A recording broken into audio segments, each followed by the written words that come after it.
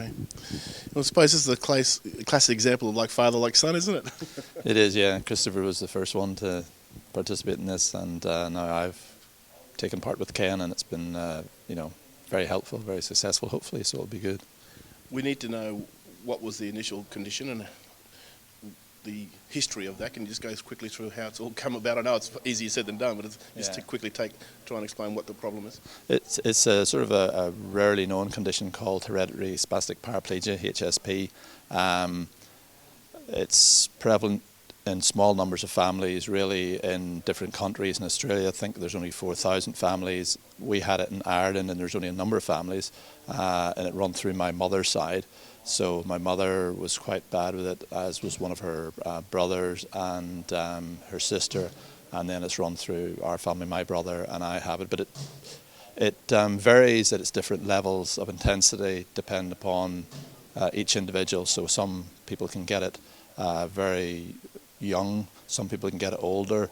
It can progress to being very bad with some people, and other people it can just be a mild hobble. So it's not. There's no consistency in it, and I think that's frustrating as well, because you don't really know if you have the gene to what extent you're going to be affected in the long term. So it's one of them unknowns. Right. So how does it specifically affect you then? It's just lower part of the body. It doesn't affect the upper part of the body at all. So it's just really a trail of the leg, a trail in the gait. So it means that rather than a pronounced walk forward, there's a hobble, and it really restricts you then from being able to do sort of normal things, like if you want to do any running or anything like that there, and it slows you down from your normal progression getting along. Okay, and this is obviously something you've had all your life, or is it something you've obviously chased to try and get treatment for it too, I suppose? Yeah, no, well, it only affected me when in my mid-40s. I was very sporty and you wouldn't have known it right up until I was mid-30s and 40 onwards. Whereas Chris, my son, he's had it now as late teens, early 20s. So, and then one of my older sisters has only really progressed with her now in her late 60s. So it's one of them ones that's a bit weird, because you don't really know how it's going to affect you. They have found the gene that's involved in it now, so you can get a gene test to see whether you do have or you're going to inherit it at some stage, but that's all it tells you. It doesn't tell you at what stage, at what level, at what age. So from that point of view, it's a bit frustrating, so that you don't really know how it's going to affect you in the long term, As you say, it's pretty random. So yeah. But what has been the traditional treatment for this problem? Well, I think because nobody knew what it was diagnosed as sort of multiple sclerosis, different things in the past, as arthritis, etc. So nobody knew how to deal with it. And effectively, there was no treatment for it. So it really was completely in the dark. But now, because we at least have an idea of where it's coming from, they're looking at designating drugs to see if they can stop the progression of it through the genetic system. But obviously the great thing about Ken is that he's not going to be relying on drugs. He's relying on just basically the body being able to work itself and being able to correct itself and sort itself out from the nervous system down. The good thing about it is a nervous disorder that comes down through the spine. So if we can change that, it gives you a great chance of being rectified, which is good without any drugs involved. So. It does sound like a bonus. So you've been here. This is your fourth day. Can you just take us through the timeline and how you've found it? Yeah, the fourth day. First day was sort of getting all wired up to see what way my body reacted to the different positions he would put me in. Then second and third days were a progression from that to try and improve my body, to see how they reacted, to try and find out what was working, what wasn't working.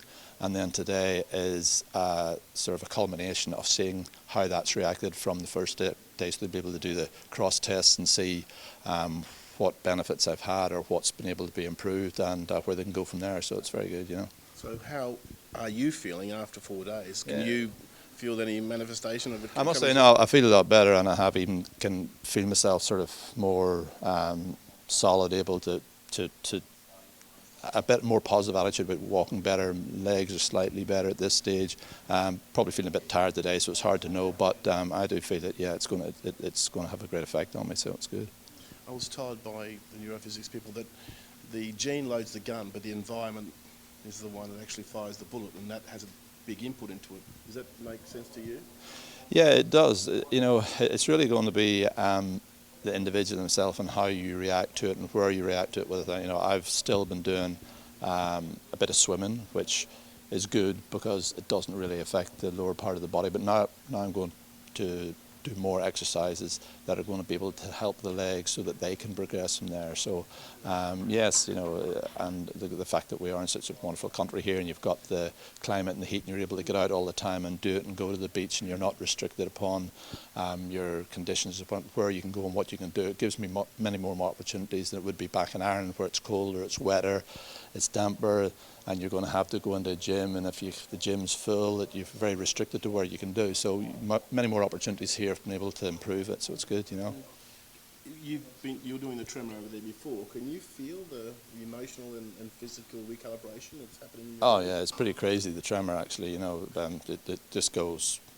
mad, so it does. And whereas I suppose if at any stage you really wanted to stop it, you could, but you don't. You let yourself go free. That's the whole idea of having a sort of clear space and letting it just take its course. And on the first day, it was only a slight tremor, but yes, up until today now it's absolutely going crazy. So obviously that's the system sorting itself out, as Ken said, and that's all the things getting out of the system. So if that's the way it works, definitely there's been huge progression since day one. So long may it continue, So. When you were doing your last 400-metre sprint over there before, you could see the symmetry. Could you feel it in your body? Because it certainly looked exactly in sync, didn't it? Yeah, well, the first time I tried that, because I haven't ran in a long, long time, I wasn't able to get any sort of form of symmetry together. My arms and legs weren't in coordination, but now all of a sudden I feel that, yes, get them going, get the arms going, and as though you are doing natural running. Again, it's like everything else, a bit of practice, but it's also a bit of confidence, and it's also the mind, being freer and the body more free to be able to do it. So it's a combination of everything that's helping, and that's hopefully what will happen in the future, that it'll all improve. So yeah, looking forward to it. From a layman's terms, obviously Ken might put it a bit more scientifically, but from what I can see, this treatment doesn't treat the condition, it treats the person. In other words, it's treating you holistically, but the side effect is that it treats you, the condition itself. So sort of a lot more benefits could literally flow through from this sort of treatment, isn't it? That's right. As I say, it really is up to the individual themselves to be able to turn around and deal with it as they feel, at your own pace, at your own level. And the great thing about the gym facilities here for the future is, you can come in and do it whatever pace you want. You're under no pressure. Ken and his crew will be able to give us a range of exercises as time goes on, as things progress, to get better. So it's not as though you're left on your own. You go into a gym situation, you just start doing squats and press-ups and leg raises, and you don't really know what you're doing. All the exercises I'll be doing in the future will be specifically designed to help this particular disorder. So there'll be a lot of the equipment in here I'll probably never use because they'll be of no good to me, but the ones I will use will be very beneficial to what I need it for. So it's up to me to be able to do that. And yeah, I understand you're also an advocate for the people with the condition. So here's just say you're on you're on the stand now. What would you be telling you if they're all in front of you, like the 4,000? What would you say to them about this? Well, yeah, I'm actually in the HSP Society in Australia. We've got HSP Unite, which is a big magazine, and it's based from America and from Japan. And I would be saying to any of the guys to certainly not get your act together, but be more positive. Try and look at something like this instead of all the sort of stuff like the drugs, or how can we get round it by the old-fashioned methods to change it. It may be more difficult because Ken needs a lot more Kens, and that's what he's doing now by having a lot more nutritionists coming through, because if all of a sudden there's 4,000 people decide that they want to come at one stage, it's not going to be practical to do it. So the reality of it is, and I think that's where Ken's been, that he's had to hold back on the progression he's had with disorders like this and not put it out in the open. Otherwise, he would be just completely inundated and not be able to deal with it. But I would certainly be saying to anybody who comes to me and certain other members of my family that this is the route to go down if you can or when you can for the future. So it's all very positive, Is it fair in assuming that a lot of people, because I think it is genetic, there's sometimes there mightn't be a cure, but this does demonstrate it doesn't have to be approached to that necessarily that way. Is that fair to say? Yeah, genetic is one of them things that, because it's in the genes, you have to have it, and that's what your mind's saying. It's sort of being negative and saying, well, I've got this, and this is the normal, this is what will happen, and this is what's going to happen to me. Whereas I think the idea of what we're doing here is that your system has now been cleared. Your mind has been cleared of all those negative thoughts of that this is the normal for what is going to happen to me, and you're saying, no, I don't recognise this particular disorder. It's only a thing that's in the system. We've got to see how to clear this system up itself. So, it's very much mind over matter, and if that can be achieved by people, that's when I think they'll be able to get over all the negativity, and that they say eventually I'm going to be cut down with it, I'm going to be not able to walk, whereas they're able to be more positive and say eventually I'm going to be able to walk and I'm going to be able to get better, so that's what it's all about. That's really well said. And another way of putting it, I suppose, you can have the gene, but people add a lot of baggage to that gene. Absolutely. Well, that's the whole thing. I think the minute, and that's why one of my sons didn't want to go and get the gene test done, because the minute he'd done that, if he found out, then how was he going to respond to it? Whereas I would say to people nowadays, if you're unsure because of what Ken offers, go and get the gene test done. If you find out you haven't got it, well then you don't have to have it in the back of your mind. Whereas if you've got it, you say, right, I've got it, but now I'm going to get it sorted because of a means of getting it sorted. Whereas in the past, you didn't really want to find out whether you had it because you were going, oh, it's all gloom and doom. Whereas it doesn't have to be that nowadays. So, in effect, it could be a preemptive strike if you were to get into this, say, before. Yeah. Exactly. Before it does hit perhaps down the track, you've got it, and therefore you can prepare your body for it to less impact? Or? Well, I think the key to this is getting in as early as you can, because like everything else, there's the less waste in the system that has to be cleared out, the less the brain has to be overworked to clear your system, the better it is for you.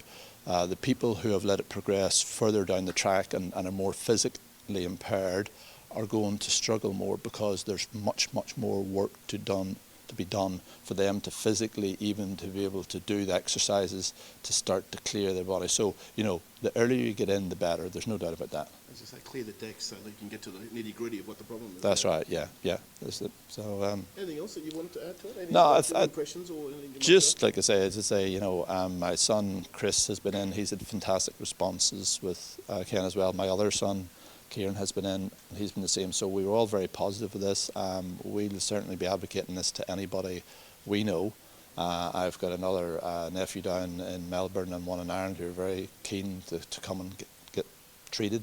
And, I can't wait, look forward to the future and being more positive. And if I get no worse, that's a big progression. And that's what you've got to say, whether you get better to the extent that you don't have it or that you don't notice it is one thing, but if you can at least get this stage where you don't progress any worse and you're happy with that, well then that's a very big positive as well. So. I must ask you this. I can see your partner, your wife, standing there, and she's got some tears in her eyes. And obviously, it's pretty emotional for her. But what about yourself? Because obviously, is this something? Is a little bit of you saying, "Should have wished I'd have known about this 20 years ago"? No. Well, yes and no, not really. Because at the end of the day, if it had been about 20 years ago, yeah, it would have been. But you can't turn the clock back. But the great thing with progression now, with all medical procedures, and if you look at, for example, the one we have, this is not serious. When you've got likes of motor neuron disease, when you've got serious cancers, they're serious disorders. What we have here is a little bit of a problem that you just have to get by and get over and do it the best you can.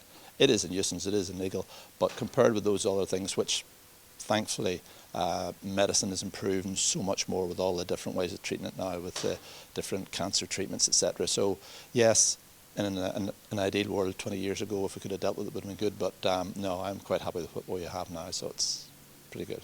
To see what Keiran has come through over the last 4 days is just such a... I think it's a bit of a miracle personally, and I think anybody that would watch what has happened would be absolutely amazed.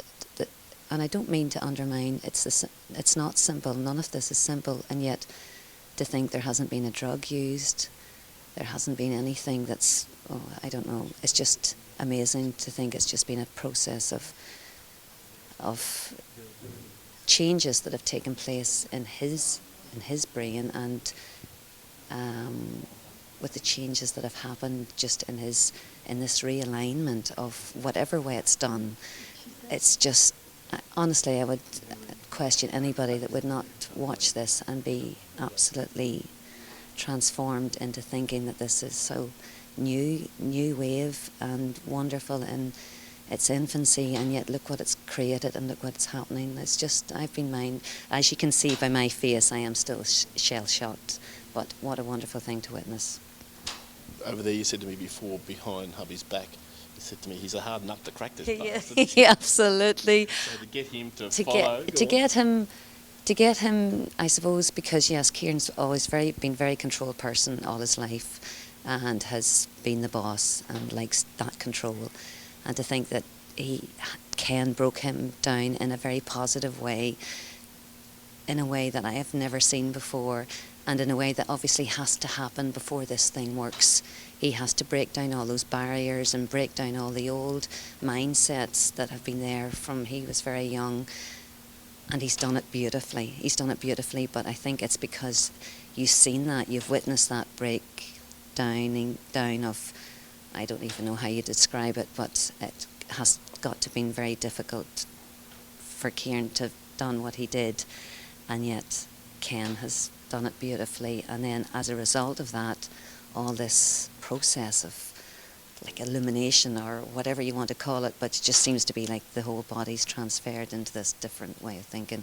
And obviously that's what happened, and the brain waves have just been realigned, and all of a sudden there's this, phew, it's been beautiful to watch, really. The guys all do a great job, and Ken's a very special person, I think, really. Beautifully said. Have you been taking notes how to break him down a little bit? Well, I'm hoping it will transfer into the house now, that he'll do lots of housework for me and get very romantic. I don't know whether that's going to happen, though. I don't know whether that's going to happen. That video off, we would have been forward to it. On a serious note, you can see, obviously, and I'm leading to this, but obviously, you love him so much, but you've seen him go through the frustrations, and I don't think he would be one to whinge too much, but no, you, the one who's closest to him, has seen him go through it. So this must be really, really special for you to know that he's taken a step and it's working well, and he's going to be a better man. Absolutely, absolutely. And we kind of downsized a little bit about HSP, that it's not a big deal. But really, it has had a huge impact on our life and our sons. And I'm going to start crying.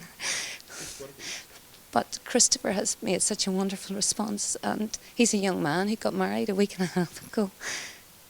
And he's been just wonderful. And everybody passed comment on how wonderful his walk was, and he did so well under a fair wee bit of pressure. So, and to see this man as well, he's been, so stoic in his condition, and how it has affected us for many years, and never complains. So this is just, we didn't have that hope before, and now all of a sudden we can see such changes and so much positive results so quickly. So yes, I'm just delighted. And don't like the thought of housework, though. That might not ever happen. Hoover carpets, stew room. Oh no!